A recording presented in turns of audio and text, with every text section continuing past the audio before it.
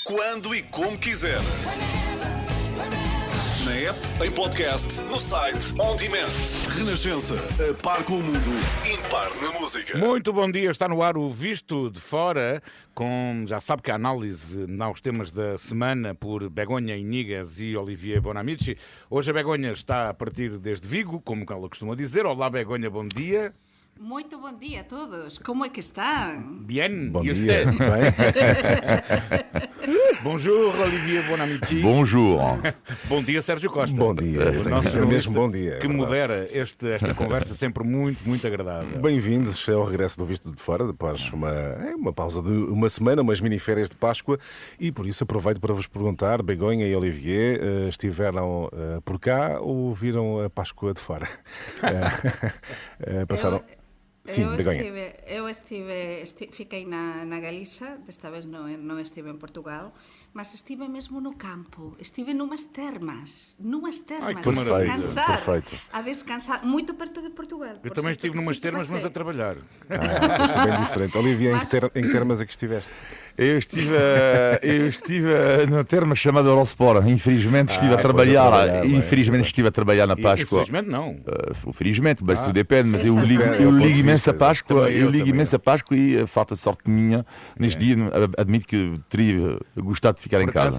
Comenta isso. Eu gosto de viver a Páscoa com intensidade e vivê-la em família. Foi assim desde pequenino e este ano, por via do trabalho no Estorilopa, no torneio de ténis português, enfim, a Páscoa não foi vivida com aquela intensidade que eu... E o menino Sérgio, como é que foi a sua Páscoa? Exatamente. Tranquila em família, em casa. Ora bem. Desta vez, mas já houve muitos anos em que trabalhei na Páscoa, atenção. ok. Mas estão a ver como é que nos parecemos, é dizer isto da Páscoa, da família, de andar, porque eu estive na Galiza, mas até passei a Portugal também pela Gaia, não é? Portanto, é sempre a mesma coisa. Também gosto de raia.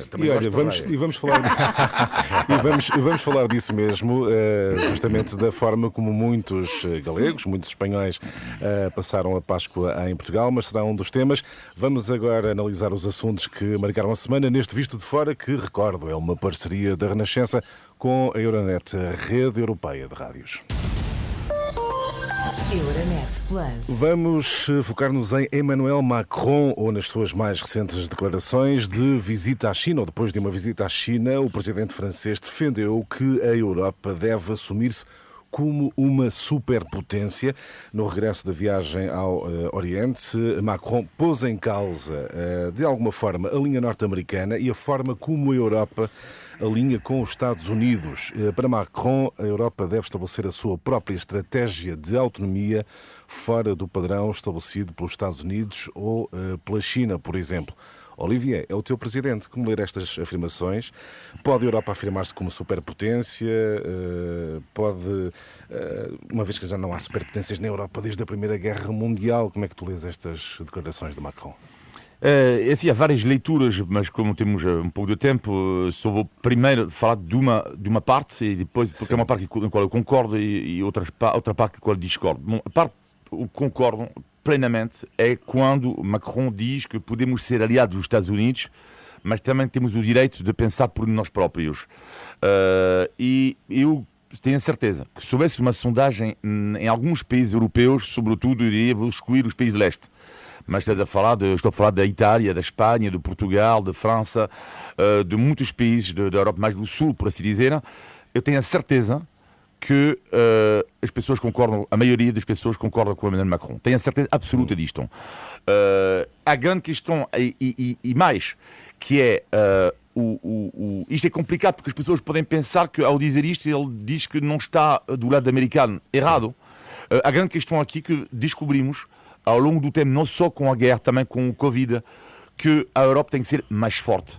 E não podemos sempre responder às preocupações americanas. Os Estados Unidos têm a sua própria agenda. Mas como é que a Europa pode ser mais forte? Mas a Europa pode ser mais forte através da sua economia, através também de uma diplomacia mais forte ao nível europeu, não é? Não pensar por nós próprios. É normal que os Estados Unidos tenham a sua própria agenda, seja ela política ou económica, e eu acho que os Estados Unidos para isto não podem ser criticados, cada um tem a sua agenda, mas a Europa também tem os seus interesses e a sua agenda. E está na hora também, eu acho, está na hora de dizer aos americanos, ok, nós somos aliados, claro, a Europa não está em guerra contra os Estados Unidos, nada disso, claro. Zero, mas ao mesmo tempo temos também direito, claramente, de pensar, às vezes, de forma diferente. Begonha, o presidente francês não tem alguma razão quando sublinha que a Europa não tem capacidade de resolver neste momento sozinha a questão da Ucrânia. Como é que também olhas para estas declarações? É possível garantir essa autonomia europeia perante os Estados Unidos? Bom, perdemos aqui o contacto com a Begonha Inigas, que ainda há pouco estava bem disposta, falava das termas, mas nesta altura... Ela voltou às termas. Voltou às termas, por isso eu reformulo a pergunta, Olivier, vamos tentar resgatar esse contacto com Vigo. O Paulo Teixeira faz milagres. Sim, sem dúvida. Eu perguntava, Olivier, se Macron não tem razão neste momento, a Europa não tem capacidade de resolver a questão da Ucrânia. Sendo assim, não necessita dos Estados Unidos. Mas claro, mas onde é que ele disse que a Europa não necessitava dos Estados Unidos na questão do conflito na Ucrânia? Ele nunca disse isso. Claro. Nunca disse isso. Agora, ele há não sei quantos anos, podemos criticar Macron, e eu acho que há uma parte do discurso dele que eu não gostei nada, mas a falar neste momento da parte que eu mais gostei, mas que é, de facto, no que diz respeito ao conflito, há quanto tempo que Emmanuel Macron, na Europa, fala do reforço da autonomia europeia. Podemos concordar ou não com ele, mas isto diria que é dos seus discursos mais recorrentes. Agora, claro que não é do dia para o outro uma defesa europeia. Agora, o que é problemático no que diz Macron, que é... Vamos então àquilo que não gostaste. E ele fala em nome de quem? É isso que me incomoda um pouco, que é, ok, ele é o presidente da França, Exato. Que é um país que é importante na União Europeia, mas eu teria gostado, por exemplo, que houvesse mais concertação por parte de Macron. Até porque houve várias reações negativas na Europa, sim. Não é? Eu teria, exatamente, e teria gostado que houvesse mais concertação e... A sensação que eu tenho com Macron, que é típico dos presidentes franceses, que acha que, através da sedução pessoal, ele pode mudar o mundo. Macron é uma espécie de sedutor, um pouco como outra forma, mas um pouco como Sarkozy era mais, talvez, dinâmica, mas Macron é um homem sedutor, na base, não é? Tipo, além disso, algo de raro para um presidente francês que fala corretamente inglês, depois é alguém que é sorridente, e de facto, há esta ideia. E o que é que eu senti nesta viagem da China é que Macron armou-se em General de Gaulle, que é a grande figura da França durante a Segunda Guerra Mundial e depois. E o que é muito estranho com a França é que é um país que, ao mesmo tempo, parece o país da Citroën, de Gaulle, e ao mesmo tempo vende a importância do carro elétrico. E é um pouco esta França, um pouco virada para o passado, e ao mesmo tempo um país que tem algumas ideias interessantes. Isto que eu senti no Emmanuel Macron. O risco de ficar isolado, a França, que consequências terá este episódio no próprio relacionamento europeu, digamos assim? É assim, ele neste momento está a tentar, Macron, uma terceira via. Claramente, uma terceira via. A grande questão é saber quem que ele tem do lado dele. E o grande problema é que... Será que tem alguém? Sim, eu acho que tem.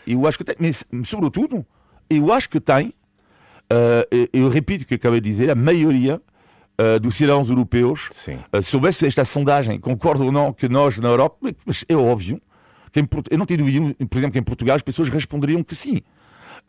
Porque, portanto, não, tu podes condenar a agressão da Rússia e considerar que a Rússia é o principal responsável disto, porque o facto de dizer isto, Macron nunca disse que, por exemplo, como algumas pessoas dizem, que são os Estados Unidos que estão na base disto, ele nunca disse isto, nunca. Claro.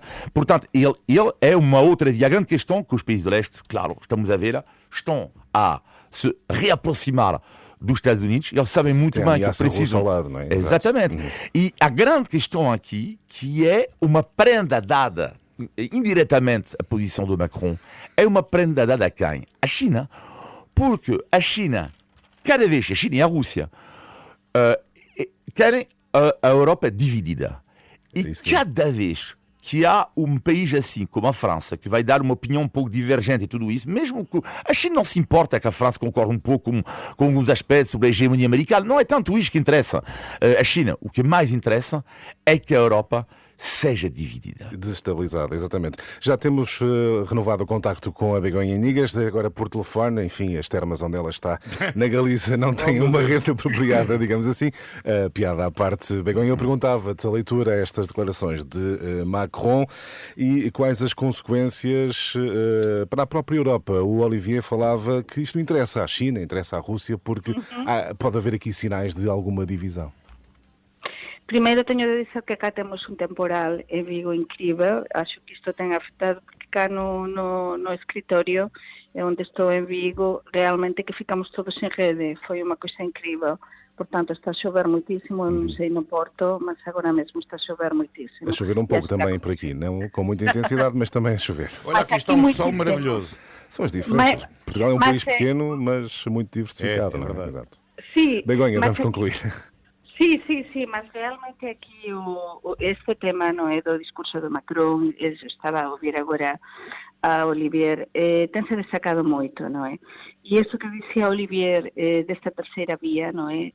Sí que se está a destacar, por exemplo, en xornais como El Mundo, como El País, os principais xornais tamén de Galiza, La Voz de Galicia, en fin, está a destacar e destacouse moito este discurso e este momento, unha coisa que se destacou moito en España é o timing escollido pelo Macron, é dizer, nun momento de popularidade moito en baixo, na França, como ele escolheu este momento para fazer este discurso na sua visita. Acreditas, Begonha, que terá sido também uma estratégia de Macron para tentar desviar atenções do caos, porque se vive um caos em França, não é? Sin dúbida é o que se destaca na imprensa española, non é? Que escolleu un destino moito apropiado, Países Baixos, a súa visita oficial con a súa muller, non é? Depois da viaxe na China, non é? Depois de estar con Xi Jinping da viaxe, en fin, mas xusto depois disto estáse a desmarcar do posicionamento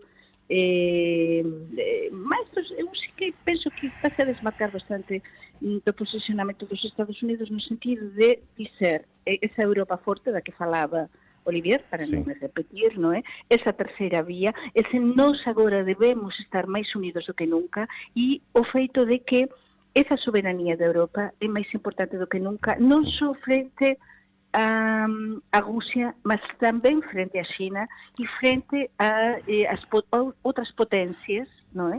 De fora do noso continente, aliás, potencias para nós neste momento que não são potências, entre aspas, amigas, como podem ser os Estados Unidos. Deixa-me perguntar também aqui, Olivier, se consideras, Olivier, que isto também foi uma estratégia de Macron para desviar atenções do caos que se vive em França. Não, para mim não, é por isso eu ia reagir o que acabou de dizer a Begonha, não discordo completamente, que é uma coisa é Macron não ter neste momento popularidade em França, isto é um facto. Outra coisa, o que é que eu ouvi do Macron não me surpreendeu na ideologia dele. Ele sempre disse isso, sobretudo no que diz respeito à autonomia europeia. Portanto, se há um líder na Europa que sempre se bateu para esta questão de autonomia, não estou a dizer que resultou, porque até a data a autonomia europeia não aumentou. Mas ele tem sempre, ideologicamente, isto na cabeça. Sempre. Mesmo em relação à Rússia, ele foi criticado, aliás, porque quando ele dizia, sobretudo, não podemos humilhar a Rússia, ele foi criticado. Não, o discurso dele, não é? Vem um pouco no seguimento de toda uma ideologia que há. E eu, como sempre disse aqui, eu acho que neste conflito que estamos a viver, estamos a subestimar a questão de ideologia. Isto aplica-se para a Rússia, a China e a França também, sim, porque a França tem uma ideologia diferente. Muito bem. Mas eu nisto tenho de dizer também que é curioso, porque quando os líderes, estou a avaliar isto em conjunto, estou a pensar também no Pedro Sánchez, quando esteve, como sabem, antes da Páscoa também na China, não é? E depois foi o Macron. Quando os líderes europeus, os líderes mundiais, têm uma popularidade em baixa, nos seus próprios países, vão fora e querem também, independentemente de que o Macron sabemos qual é o seu discurso e que ele quis exercer ese papel preponderante na Europa desde que a Angela Merkel deixou o cargo, non? E disso xa temos falado moito, mas sin dúbida é unha maneira tamén de focar e centralizar tudo. Este discurso que ele, como decías, sempre diz, mas dar ainda máis impacto e máis importancia para gañar ele máis peso tamén a nivel internacional para contrastar un bocado todo o que está a acontecer, non é? Na França, que sin dúbida está a sair en todos lados, non é? Muito bem. Feita a análise às declarações de Emmanuel Macron e para fechar a atualidade europeia, um tema, enfim, é pouco habitual, mas acredito que a Begonha está muito interessada em falar porque, de alguma forma, este tema faz a transição para os assuntos nacionais. Na Semana Santa foi registado um recorde de entrada de galegos em Portugal para a Páscoa. Isto prova várias coisas. Primeiro que, de facto, vivemos numa comunidade europeia, onde não há fronteiras, é fácil a mobilidade, mas não mostra também, Begonha, que só o turismo, Portugal terá só o turismo para oferecer à Europa como principal atividade económica. O que é que tu tens a dizer, Begonha? É verdade que os dados están aí, non é? É curioso eu avaliar toda a imprensa, por exemplo, na segunda e na terça-feira, non é? A imprensa galega destacábase en todos os xornais as filas kilométricas, porque foi mesmo así, de galegos que na cuarta e quinta-feira pasada, porque aquí é feriado na quinta-feira tamén, non é? De Semana Santa, non só sexta, estaban a encher, sobre todo a fronteira de Valencia-Tui, para pasar a outro lado, non é? Para pasar a Portugal e tirar uns días de ferias. Sí. E entón os dados que se deram da parte do clúster de turismo da Galiza foran incríveis. É dizer, estamos a falar antes da crise de 2011, non se registraban un número tan alto, non é? De galegos con vontade de ir pasar uns días a Portugal pela Páscoa. Sempre tradicionalmente, como saben, foi algo, e o Sergio sabe... Muito importante, sim.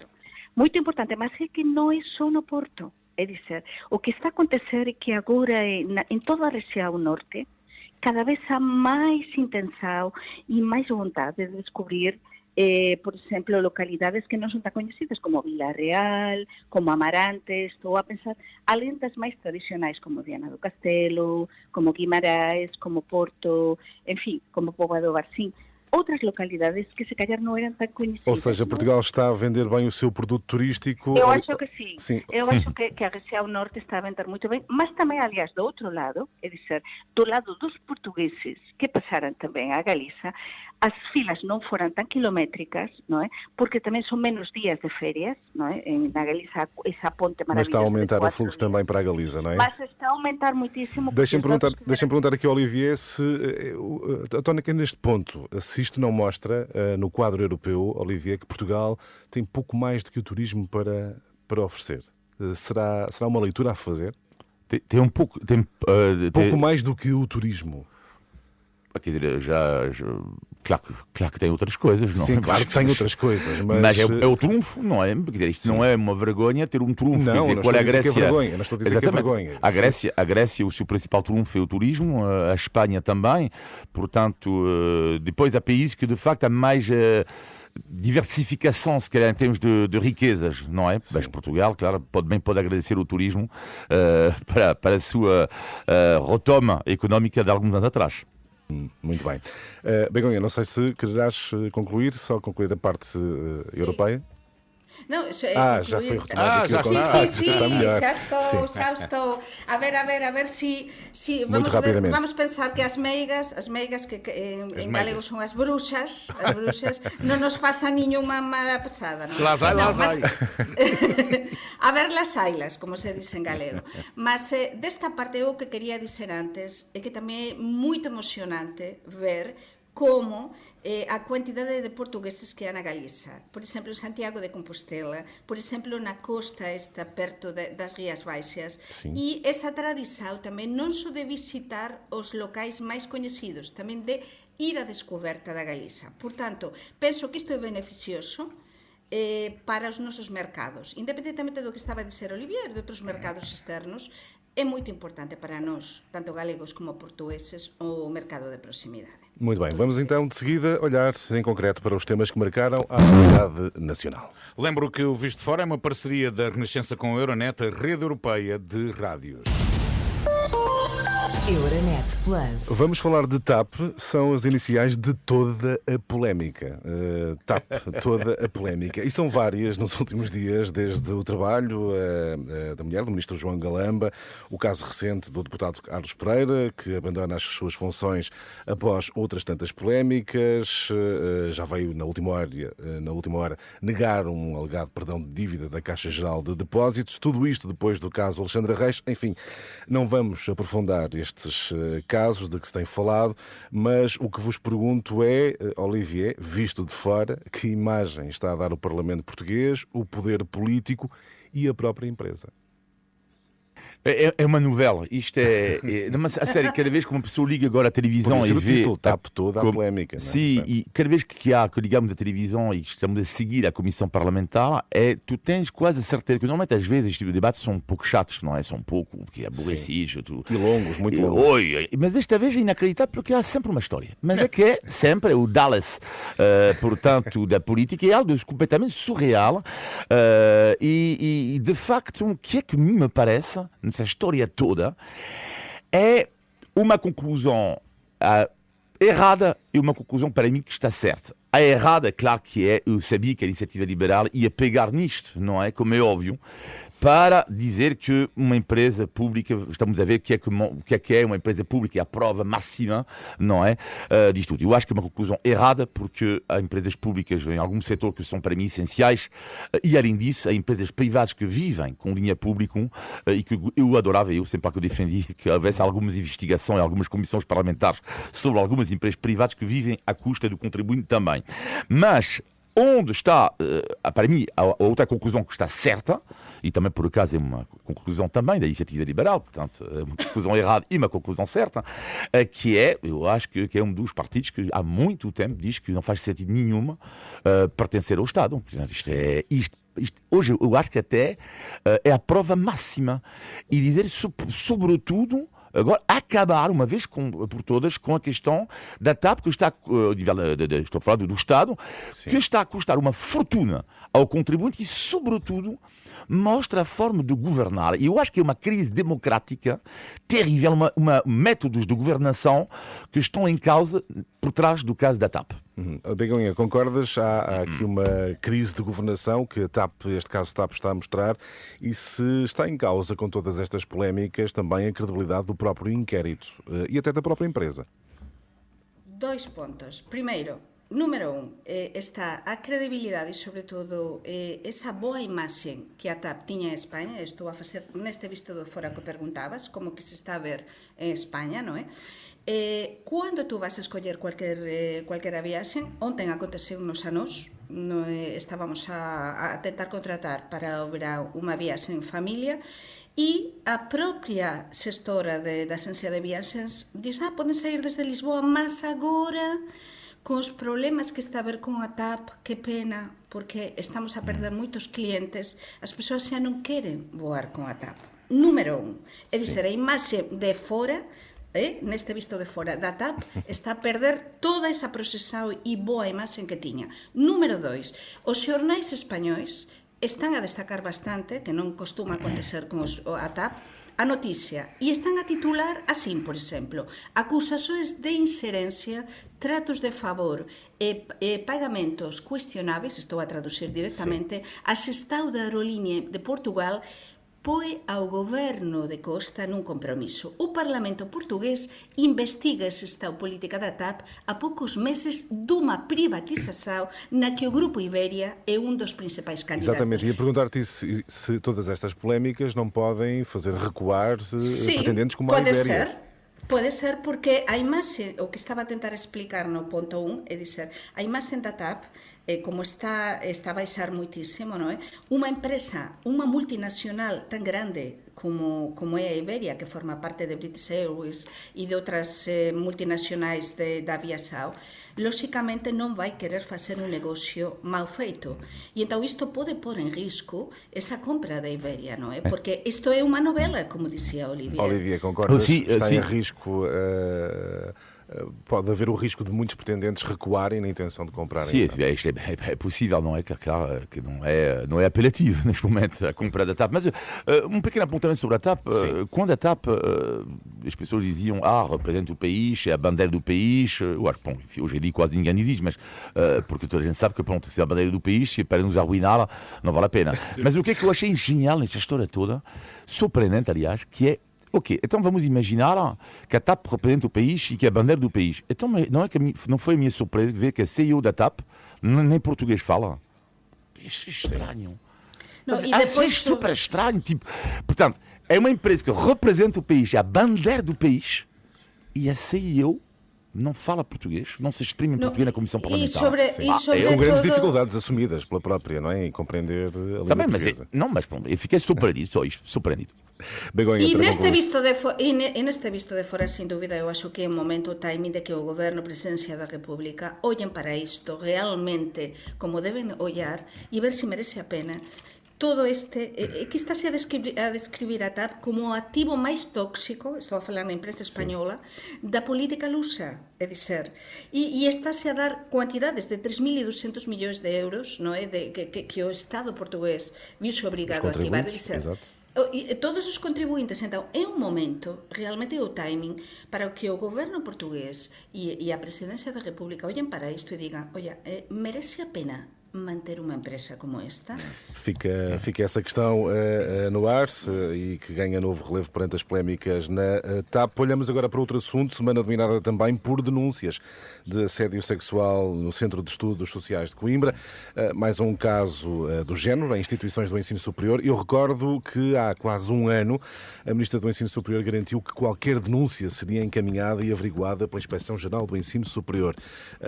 Olivia, não tem que haver um claro código de conduta nas instituições do ensino superior? Bom, mas não é só no ensino superior. Neste caso, estou a falar especificamente... Eu diria que para mim este caso mostra alguma coisa que sempre me surpreendeu aqui, que é, há 3 anos atrás, eu acho que a Comissão para a Igualdade do Trabalho não tinha uma queixa por assédio sexual, e eu acho que houve 3 queixas por assédio moral. Sim. Ou seja, eu já sabia que depois era... da polémica no ensino superior, ao fim de um ano, o Ministério não tem uma única queixa. É isso. Apesar de haver um aumento substancial de denúncias na Associação Portuguesa de Apoio à Vítima, noticiamos hoje. É a chamada Lei do Silêncio, que vigora ainda em Portugal. É a Lei do Silêncio. Pode-vos dizer que, por exemplo, em França, até o ator, esta semana, Gérard Depardieu, tem 13 queixas em cima dele. São 13. O ator, não é? O ator, sim, tem 13. Houve uma estrela de televisão, também telejornal, tem 14 ou 15 queixas. E há um caso que é inacreditável, como um colega de profissão, muito conhecido em França, jornalista desportivo, que levantou a saia de uma colega minha e apalpou a colega.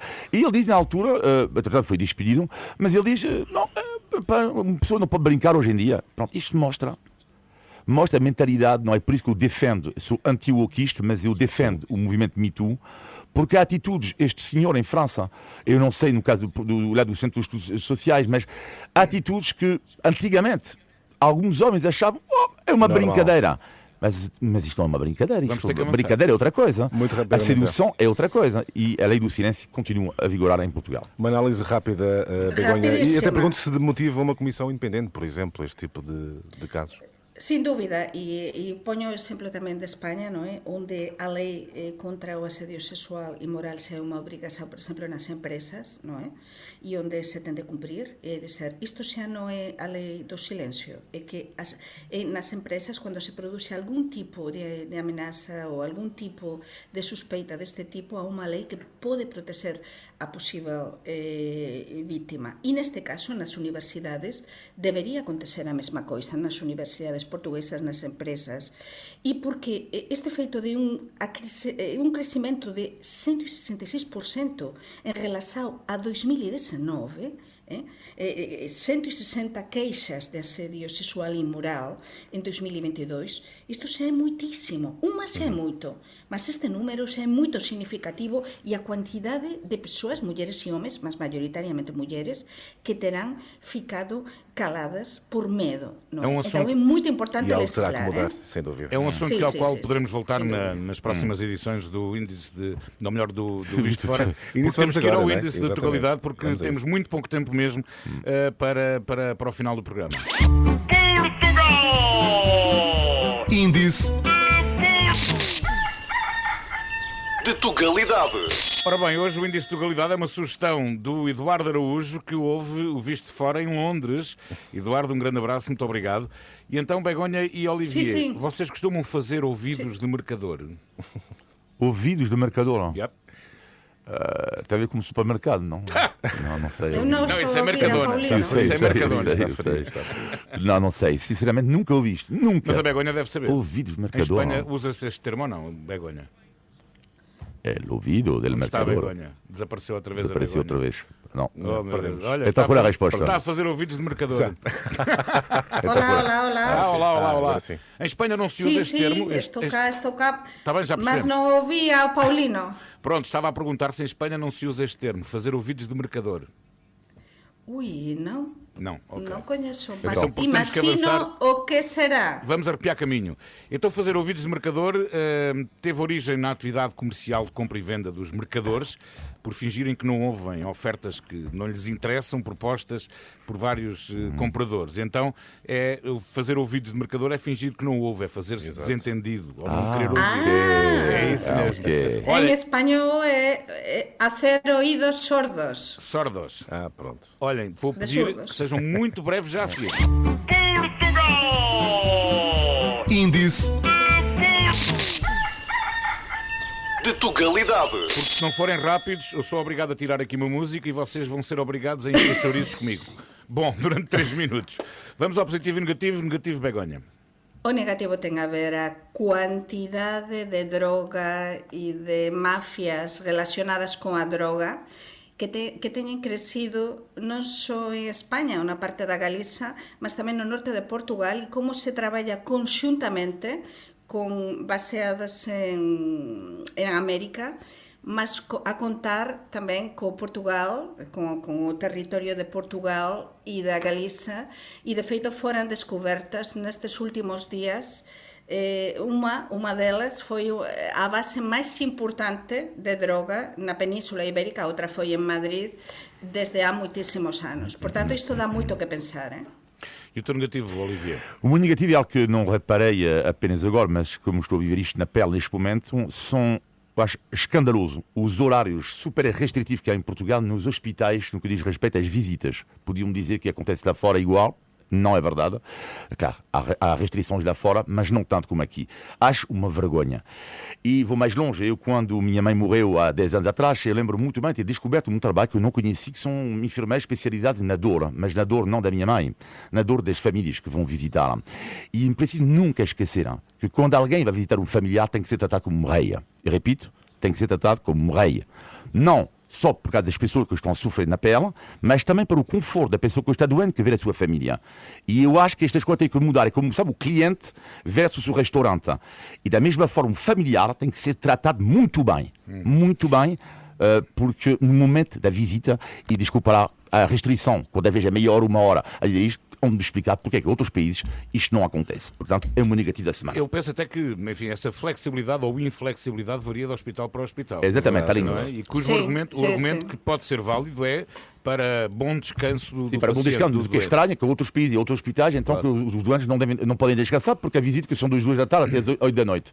Portanto, isto não está bem claro e devia ser regulado ao nível nacional. Exatamente, o que devia ser mais controlado era a quantidade de pessoas que podem estar ao mesmo tempo a fazer a visita, não é? Exatamente. Enfim. Bom, agora que já tirei a música, temos aqui 1 minuto e 45 para encher chouriços. Vamos ao positivo. Begonha. Vamos co positivo. O positivo son os meus fillos, Tiago e Pedro. O Tiago fez Christmas, bueno, a confirmação que se diz en español, e o Pedro a comunião. Fixeran os dois ao mesmo tempo neste domingo de Pascua e foi unha celebración maravillosa. Foi un momento xuntar os dois, nun momento tan importante, con idades diferentes, e xuntar a toda a familia nun día tan importante como é o domingo de Resurrexao de Pascua. Dois sacramentos tan importantes para nós, o que te faz sentir e viver é realmente dar importancia ao que é importante, non é? Que é a familia, e que se realmente tens fé, viver esa fé con simplicidade. E foi un momento muito bonito, num dia muito importante para todos nós, como é o domingo de Páscoa. Parabéns por isso. O teu positivo, Olivier?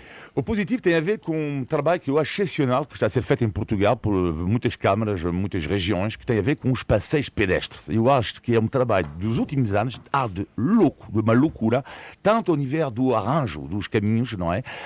Como também através do PDF, as pessoas podem seguir alguns vertentes da história de Portugal.